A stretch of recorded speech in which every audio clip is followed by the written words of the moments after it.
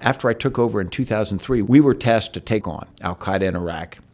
In the spring of 2006, I'd say that came to a culmination with the final part of the manhunt for Abu Musab al-Zarqawi. He was the leader of al-Qaeda in Iraq, who had essentially hijacked the Sunni insurgency in Iraq. We made the decision to bomb the house, and then have the raid force come as soon thereafter as we could. The house was destroyed, but Zarqawi was alive, and he was being put in the back of an ambulance.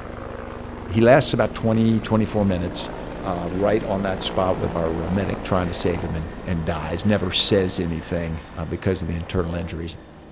It was an important point for the evolution of al-Qaeda in Iraq, because although violence increased after that, Zarqawi's goal had been to start a civil war between Sunni and Shia. We killed him essentially after he'd succeeded in starting that civil war.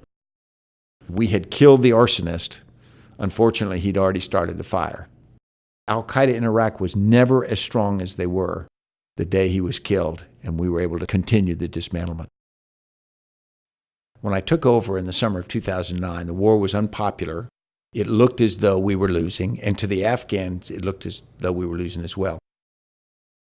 The Afghans knew that we'd killed civilians, and they wanted us to accept responsibility. We had to convince them that their interests were paramount.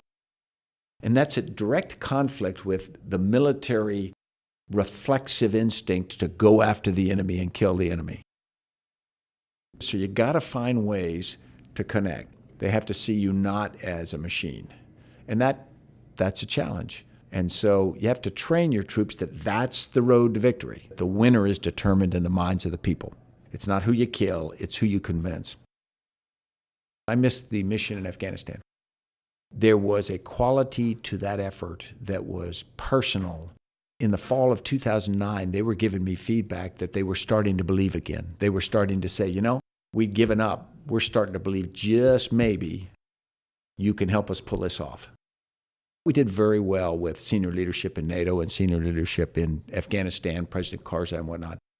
But when you are fighting a war that's unpopular politically in the U.S. and you're dealing with a new administration who is learning their own way, the importance of building really effective personal and organizational relationships between me and the president, between my staff and key members, can't be overstated.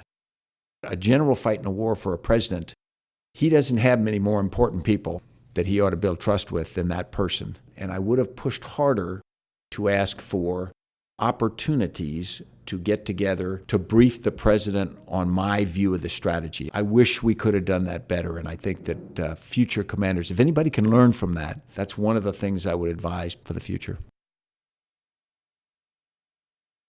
The Rolling Stone article, when it came out, completely surprised me, and I would never have expected that kind of depiction. You start being a depiction or a perspective of you that's created in the media and created in rumor, and they don't see Stan McChrystal. They see this image of Stan McChrystal. You take responsibility. You don't say, no, it's not right, no, it's not fair, no, I feel sorry for myself. A commander just takes responsibility.